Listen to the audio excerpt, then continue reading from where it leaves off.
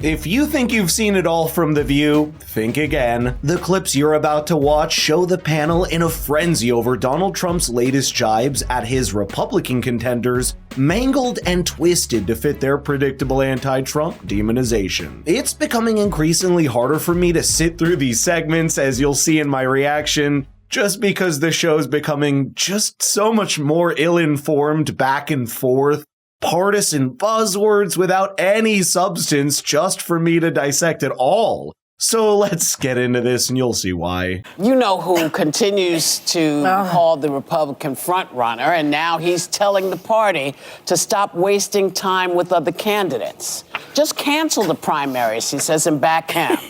Spoken like a true dictator. Yeah. His former aides are screaming from the rooftops about how another term would mean the end of democracy. So why is the silence still so deafening from the other Republicans? I mean, why isn't anyone endorsing another candidate? Donald Trump right now sits at a mighty comfortable lead of 67% over that entire debate stage. So let's not even go where you're forced to talk about who's the dictator, despite the lowest public approval and trust in recent times. I think Donald Trump understands something that much of the current Republican debate stage, other than maybe Vivek, does not. In my opinion, it's only Vivek or Donald Trump that can take on any candidate the Democrats throw in the ring in 2024. And for now, that's it, and that's what the RNC needs to focus on. Whether it's Gavin Newsom, the Bidens, or somebody like Michelle Obama, the Republican Party has already found its most reliable horse for the race, but it can't afford to waste more time and energy listening to childish jibes on the stage between contenders sitting at less than 5 or 10%, realizing that doesn't make Trump a dictator, would be exactly the opposite. It's that upswell of public support that his base gives the confidence for the election. There is a revolving door of basically political influencers who came about during the Trump era through him platforming them and him amplifying them. People like the Charlie Kirks and the Candace Owens, they wouldn't have existed without the MAGA side of things. And then you have the fact that there's think tanks that have been set up to perpetuate MAGAism. People are making so much money off of him, despite the fact that he's lost for Republicans since 2018. I think at the end of the day, it's not so much even the fear factor. It is literally good for their bottom line. Candace Owens? I mean, she didn't even vote for Donald Trump in 2016, and neither did someone like Ben Shapiro. Alyssa Griffin's putting the cart before the horse here. Donald Trump breathed a new life into the Republican Party after announcing his bid for election in 2015. It was a party of people like Mitch McConnell and Ted Cruz that had been struggling to gain traction with the younger voter base before Donald Trump. He was the right guy at the right time, and he proved that in 2016. So if we're going to apply these unsubstantial and warped ideas of Trump's rise being spurred on by political pundits, whether then or now, then I don't think Alyssa truly understands the phenomenon of Donald Trump. I think it's more than that, actually. I think that certainly people are self-involved and self-invested and want power.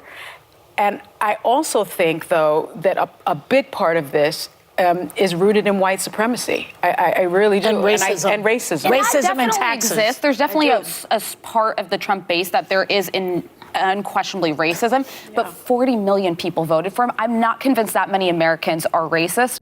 You're right. I know people who voted for him who I know are not, but I think they've been lied to. This was honestly one of the more disturbing takes from someone like Sunny Hostin. She's got a tendency to fly off the handle when making these comparisons. But you just end up vilifying half of your electorate as racist when you imply something like that. And did you hear Joy Behar say it's about racism and taxes? Racism and taxes. Exists. What is this reductive and offensive caricature of conservatives that refuses to leave the panel? The United States racial demographic consists of 75% white Caucasians, and Donald Trump's voter base in 2016 stood at around 88%. It's a margin in the racial makeup of the Republican voter base that has remained largely unchanged in the last decade, almost identical to Mitt Romney's numbers back in 2012. I also want to point out the fact that that is not how we work as government. Right. We're not a dictatorship. You can't say, oh, it's me, so you can't decide it's you. The people have to decide it's you. They're not going to let you do that. And it's important to know that just because you want it to happen, it doesn't happen that way. We have checks and balances, which has kept you in line.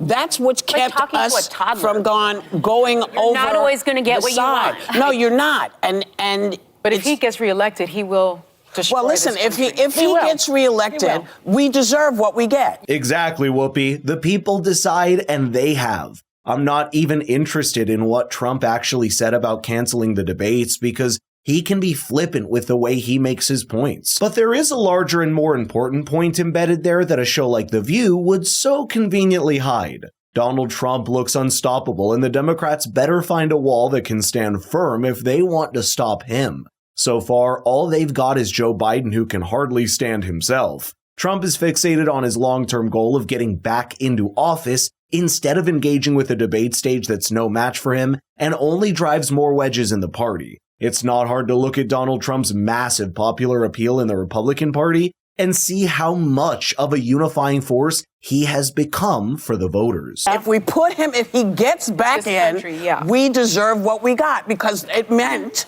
that we were not loud enough or strong enough or that a constitution wasn't strong enough to keep this bozo out. I know. Well, you have things working against the good. Yeah. I mean, the whole world is getting a little weird. I mean, they just put a fascist in Argentina. Yeah. Of course, Argentina, don't cry for me, Argentina has never been the pinnacle of democracy. But you have it in Hungary, you have it now in Argentina. Yeah. You have it in different places in the world. You can imagine Joy Behar's frustration at yet another image of Donald Trump emerging in South Africa. Though there's, of course, big differences between Trump and Javier Milei, although it's really something to see the panel, including Whoopi Goldberg, contradict themselves by criticizing the rise of power of people they don't like, and then simply talking about their election victories as if those two aren't connected. You can say that the people should choose and then rip into the people for choosing someone you don't like. That's, of course, a level of political sophistication that you can expect to find on The View.